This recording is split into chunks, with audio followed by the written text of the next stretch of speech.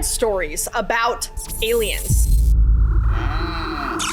But what if we flip that script? What if we read stories from the creatures who perceive the universe in a different way than we do, who look at the world and us from a totally different perspective? I'm talking about stories from the aliens' perspective.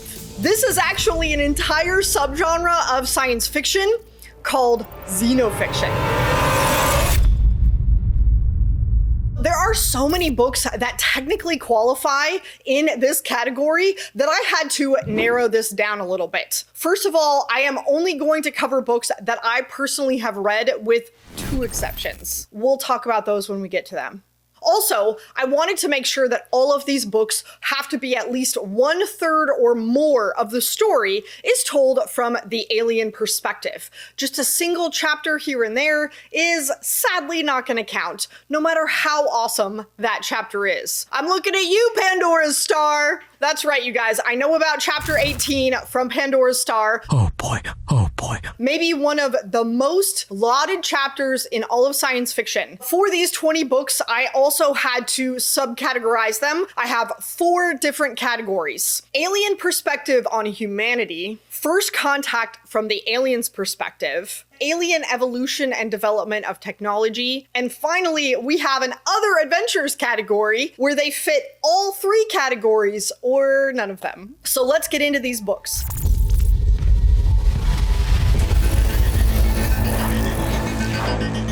The first book in this category is actually not a book.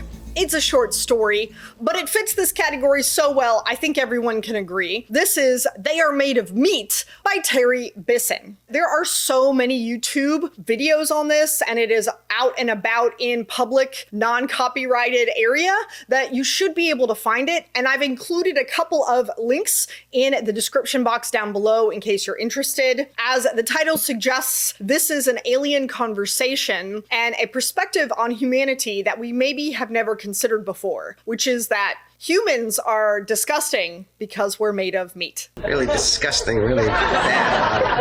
I won't give any more away than the title does, but I would highly recommend you check it out. It's not a long one, and it's really fun. The next one is The Humans by Matt Haig. This one follows an alien on a mission. He has been tasked to take over the life and life form of Professor Andrew Martin, who is on the cusp of a massive discovery that will advance the human race. Problem being, none of the aliens think that humans are ready for this discovery quite yet. So to prevent the discovery, this alien has to take out Professor Andrew Martin and take over his life to make sure no one else is close to discovering it either. However, the alien encounters quite a few snags, as becoming human is actually harder than he thought. And as he gets to know the family dog, as well as the daughter and the wife and all of Professor's life, he discovers that maybe being human isn't so bad. It's not that bad. This story I found to be just a touch superficial and a little bit more into its emotions than I wanted it to be, but I really found the very end of the book, which is a bullet-pointed list of tips on how to be human, particularly humorous and very insightful. I think it is the creme de la creme of this book, so if you happen to pick it up at the store, I would recommend flipping to the end to read that list to decide if you want to pick up The Humans. The next book on this list is Cuckoo's Egg by C.J. Cherryh. This is one that just barely made the list. It begins following the perspective of an alien father who decides to adopt and raise a small infant human. And as we progress throughout the story, the perspective eventually switches into the human perspective. And he gets a coming of age story where he sheds his innocence and starts understanding the why of his upbringing. Some harsh realities in this particular story, and despite the fact that it is often listed as book number 3 in a series, it can absolutely be read standalone. However, this one does just barely get in this list because the alien perspective is just almost a third of the story. Most of it comes from the human perspective. Next on the list is Camouflage by Joe Haldeman. This is a lesser known book by this author, and this one takes place on Earth, where an alien artifact has just been found under the ocean. And it follows the two perspectives of alien shape-shifting immortals. One is known as the Changeling, who just wants to blend into humanity, and the second, known as the Chameleon, is known for his violent, loving tendencies and wants to destroy humans. Both of these two are pulled from their hiding place with the discovery of this alien artifact. And of course, what else can happen other than an epic battle between good and evil? Oh my god! My god, this battle is epic! A lot of people think this story is a little bit simplistic, but I actually enjoyed it for what it was. I don't know. I like stuff you don't have to think about too much. And last in this category is one of my exceptions to the rule, and that is Shikasta by Doris Lessing. This is a book that I haven't actually read yet, but it's been on my TBR for a long time. It is an epistolary, which means it is a compilation of a bunch of journal articles, recordings, newspaper clips, speeches by a particular individual named Jokor, who is an alien who has been assigned to observe and study the planet of Shikasta, which happens to be Earth. This one fits this category so perfectly. However, I haven't gotten around to reading it because of travel and being ill. I am still gonna include it, but I don't know if I recommend it yet. Now let's talk about Alien First Contact from the alien's perspective.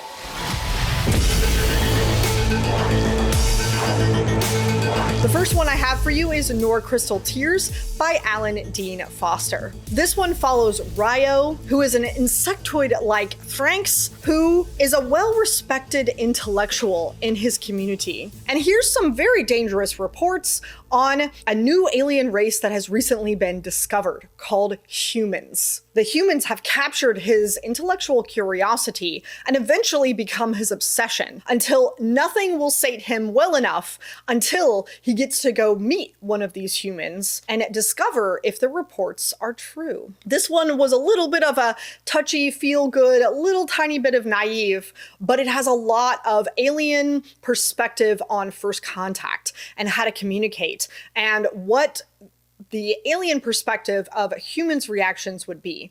It is a very interesting book. Do recommend.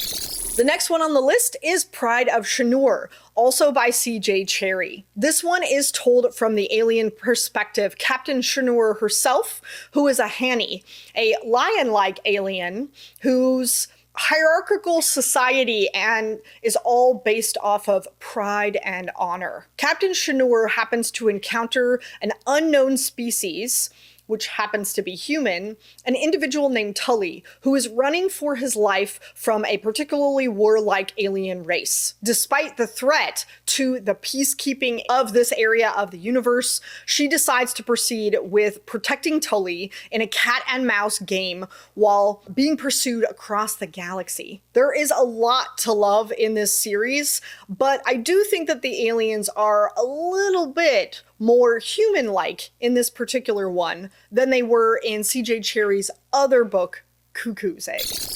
The next book on the list is Fire Upon the Deep by Vernor Vinge. When the location of your planet determines your level of technological advancement and even the intellect that your species can reach, you know you're in the zones of thought. And in this world, a malevolent AI on the edge of the galaxy has accidentally been released into the universe. Some of the survivors of this AI invasion crash land on a planet with dog-like aliens which need a hive mind to create sentience. This has some of the most unique alien perspectives I have ever read. It was really unique and interesting and does continue in a book called Children of the Sky. Next on the list is The Mote in God's Eye by Larry Niven and Jerry Purnell. This dynamic duo presents us with an alien first contact situation of the Moties. They are found with 3 arms and really go deep dive into the anatomy and physiology of these aliens. We also get alternating perspectives of the humans with the alien perspective, and not all is as it seems. This one was a little bit of a fun romp, although I do have to say it is a little bit dated. So much so that I will not be reading the second in the series. So that said, to each your own, but it was a fantastic representation of an alien perspective from First Contact.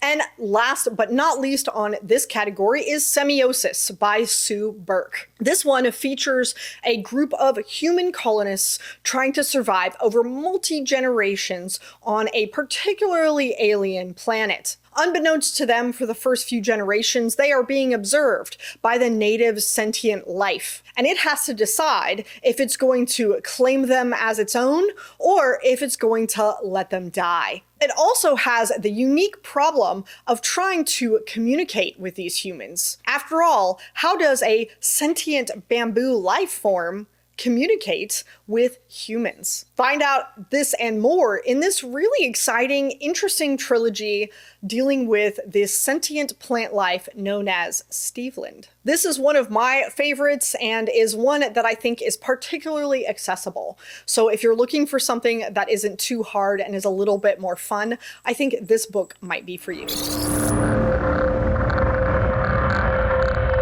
Now let's go into the 5 books that deal with alien evolution into becoming a spacefaring race or developing technology.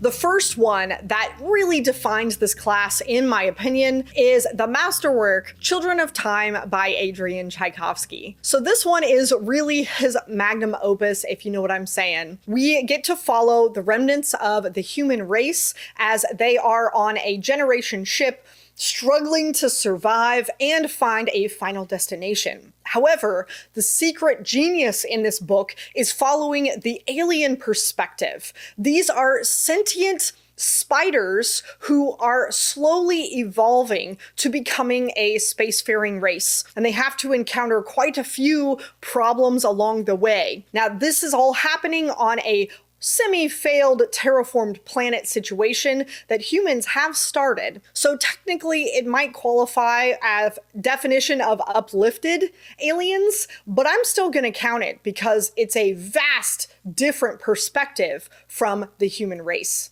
If you're not a spider fan, that's okay, because Adrian really makes you feel for Portia and her predecessors as she goes along and helps develop her race.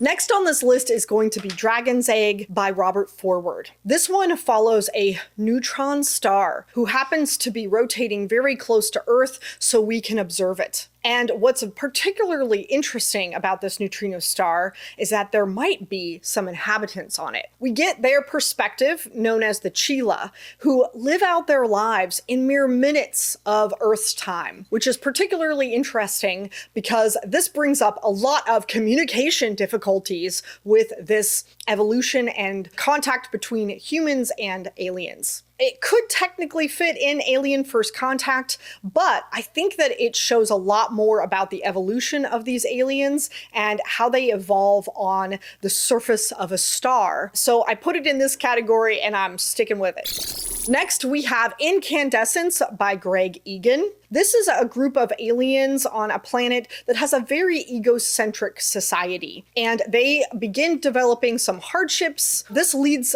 lots of individual outliers into developing some scientific theories and some basic understanding of physics and science to be able to understand what's happening and threatening their planet and how to survive it. This particular novel definitely focuses a lot more on the development of science, particularly physics, outside of humanity and Isaac Newton, if you will.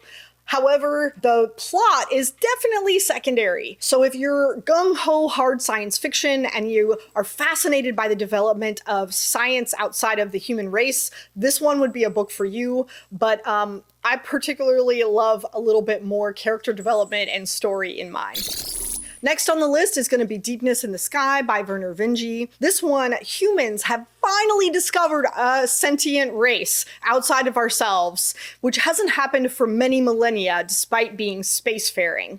The sentient life is discovered on a lonely system with an on-off star, which varies in its luminescence over several different decades, which causes a lot of consternation and trouble to the native life there. Of course, nothing can be easy, and so we have two factions of humans who are racing to get to the planet first. We were there first! To be the first ones to not only claim the planet, but also to have first contact with sentient life. However, as this battle is brewing in the skies above, the native sentient life are spider-like and have been going through a scientific revolution that is causing a cultural crisis, right as the sun is fading into its off rotation. This adds for a lot of drama. This book had me on the edge of my seat with alternating chapters, and I have to say that despite it being the other book, or the second book in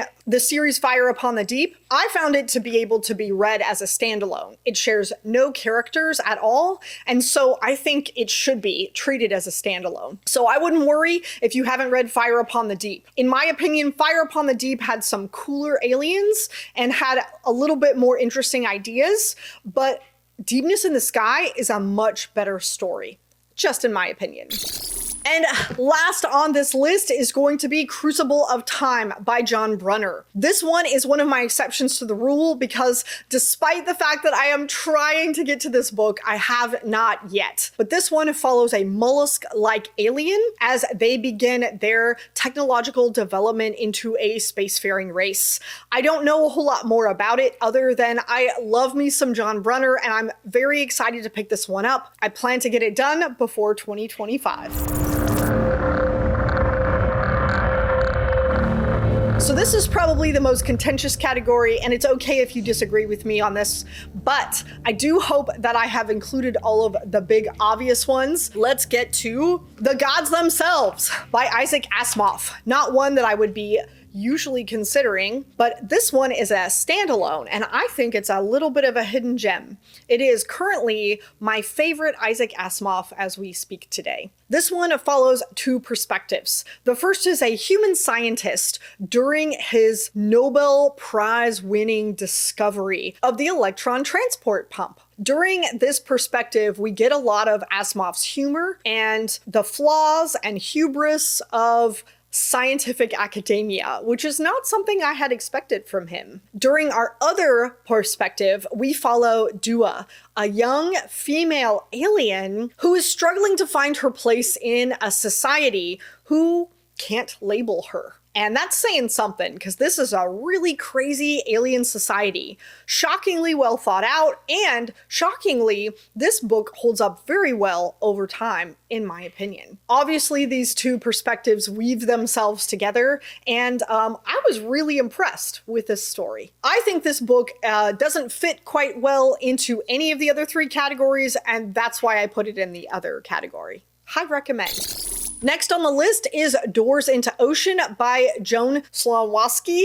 I'm sorry if I said that wrong. This one follows two watery alien women who have sought out a human-infested planet looking for study and help. However, during this book, we see a lot of alien faux pas be created and inefficient communication that causes all kinds of trouble. I was a little bit disappointed in this story because we don't get a lot of information on the alien society and what's going on. I hear that doesn't happen until the second book, so I was a little bit unsure on where to categorize this story, but I have to highlight it because it is one of the older, more vintage style alien perspective stories. Next, we have a double whammy. This one is going to be the Uplift saga, following book 2, Star Tide Rising, and also the Uplift War by David Brin. The first book is called The Sundiver, but doesn't have any alien perspectives per se. So this series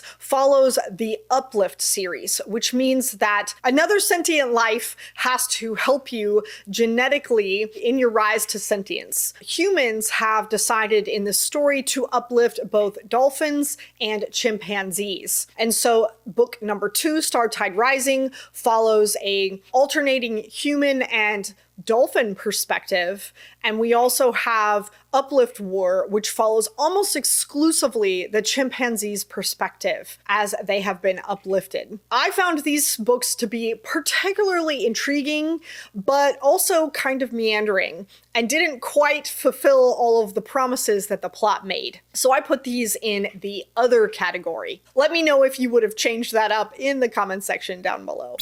And then last but not least is Mission to Gravity by Hal Clement. This one follows a 15-centimeter hyperdense alien known as Barlamin, who inhabits a ellipsoid planet which affects its gravity. It can be anywhere between 300 and 700 times that of Earth. And so Barlamin is afraid of leaving the ground. Humans have encountered this creature and have opted to help him and his crew explore the world from the satellite skies above. However, as we explore this world, there is an excessive amount of description going into what it takes to get the boat from the water to the land, or how we can grow items with such gravity. And it's really more about how a world would look with variable gravity or more gravity than Earth than it is about the story, I'm sorry to say. Now, I do hear that changes in the second book, but for this particular one, I felt like it was so much more about a hyper-dense gravity world than it was about the story that I decided to put it in the other category. Sad to say that I didn't enjoy this one as much as I really wanted to.